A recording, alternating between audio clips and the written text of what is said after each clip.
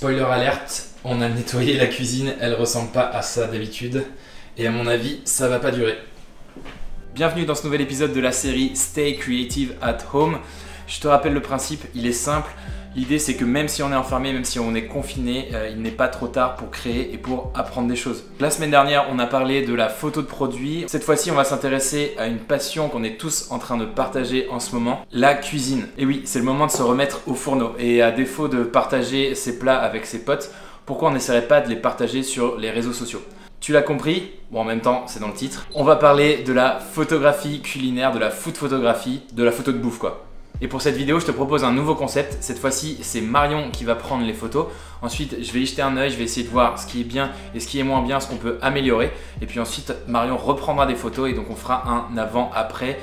Évidemment, avant de faire des photos de cuisine, il faut avant tout cuisiner. Donc on a choisi la recette des Chocolate Farm,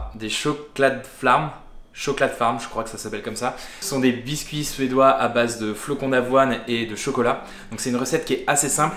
En fait, pour tout te dire, la semaine dernière, on a essayé avec des recettes qui sont beaucoup plus compliquées et on a vraiment galéré. J'ai pas réussi à tourner de vidéo, j'ai cramé les oignons. Bref, c'était trop compliqué. Donc cette fois-ci, on a décidé de faire plus simple et on commence avec 175 g de écrit miam miam en commentaire si tu veux la recette.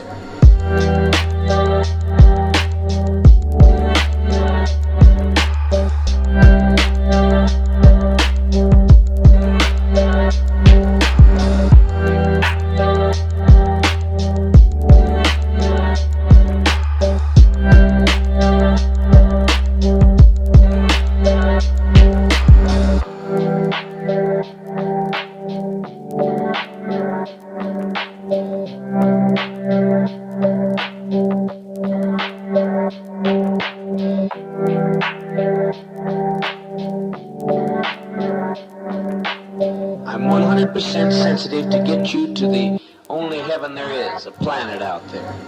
Ça y est, maintenant la recette est terminée, on va pouvoir passer à la partie photo, la partie qui t'intéresse. Même si bon, ça a l'air quand même assez bon. Alors c'est pas très bon pour le corps je pense, mais c'est hyper bon pour l'esprit.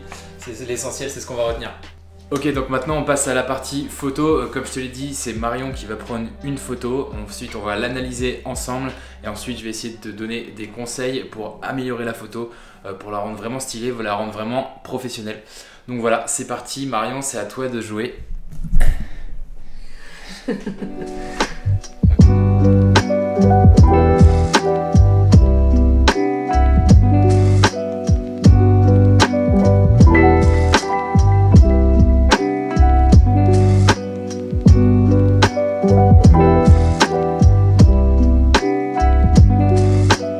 Alors fais voir. Tac. Du coup c'est laquelle t'as préférée? La dernière. Celle-ci? Ok. Disons que c'est déjà pas mal, ça donne envie. Ce que j'aime bien, c'est le côté où t'as mis ta main dessus. Du coup, ça donne un truc un peu plus vivant. Ça, c'est pas mal. La lumière est bonne, mais ça, c'est parce qu'on a la lumière de la vidéo. Après, ce que je trouve dommage, c'est quelque chose qui est assez plat, mais du coup, il faut réussir à lui donner du volume.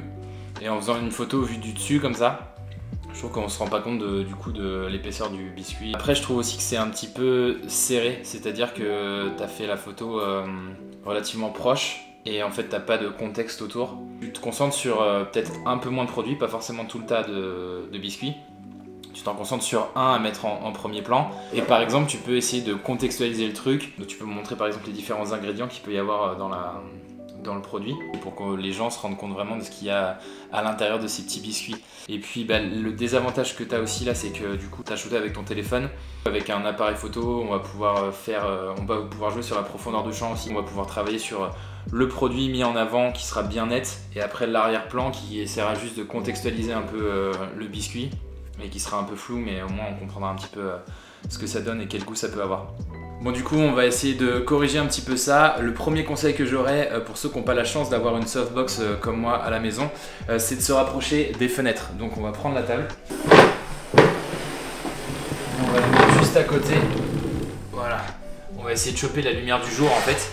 Et en fait la lumière qui est diffusée par la fenêtre, en fait c'est une très grande surface de lumière, donc ça va faire une lumière qui est très douce, qui est très diffuse. Donc voilà, ça c'est la première chose je pense, utiliser la lumière naturelle. Vu qu'on est à la maison, on peut en profiter. Comme je te l'ai dit, il faut mettre le produit en avant, et là en fait vu qu'on avait un tas de produits, je pense que c'était on s'y perd un petit peu et on sait pas vraiment à quoi ça ressemble.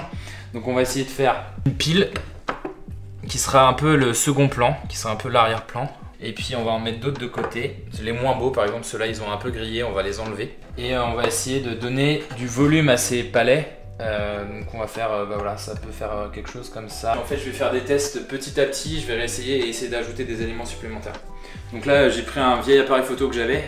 Ce qui est important c'est d'avoir l'objectif qui est assez performant. En fait c'est surtout son ouverture qui va être intéressante. Il ouvre à 1.4, c'est un petit chiffre donc c'est une grande ouverture. Et donc c'est ce qui va nous permettre de jouer en fait sur la profondeur de champ. Donc mettre notre sujet au premier plan très net et puis tout le reste en arrière-plan qui va devenir flou, vous allez le voir à la photo.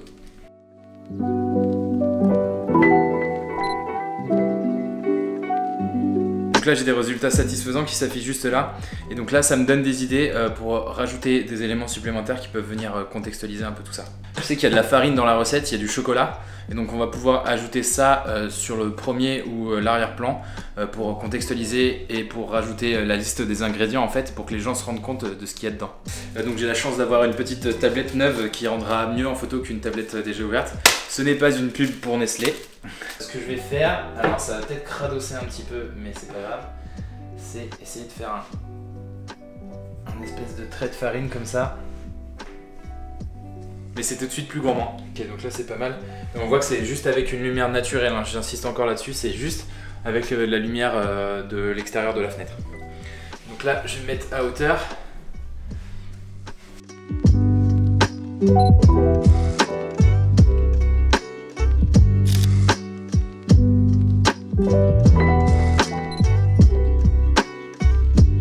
On peut faire aussi une petite variante, c'est une des choses qui m'avait plu dans ta première photo Marion, c'était que tu avais mis ta main dans la photo. Du coup ça rend quelque chose de plus humain et du coup on se met plus facilement à la place de celui qui a le gâteau entre les mains. Donc on va essayer de reproduire ce truc là pour essayer de contextualiser avec, en rajoutant de l'humain en fait tout simplement.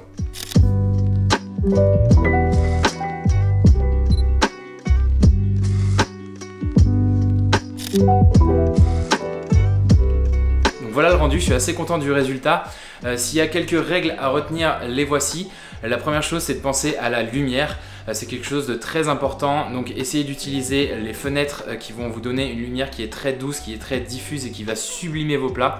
Si vous êtes dans un endroit vraiment enfermé, utilisez des softbox avec une grande surface lumineuse, encore une fois qui va permettre de sublimer les différentes recettes que vous avez confectionnées. La deuxième chose c'est d'essayer de contextualiser au maximum votre recette. N'hésitez pas à ajouter les différents ingrédients qui ont servi à concevoir le plat. C'est quelque chose qui va te permettre aux spectateurs de se projeter à l'intérieur et d'imaginer un petit peu le goût que ça va avoir, donc c'est quelque chose d'assez sympa. Troisième chose, ce serait d'utiliser et de jouer sur la profondeur de champ. Donc ça c'est pas forcément possible quand on a un téléphone portable par exemple.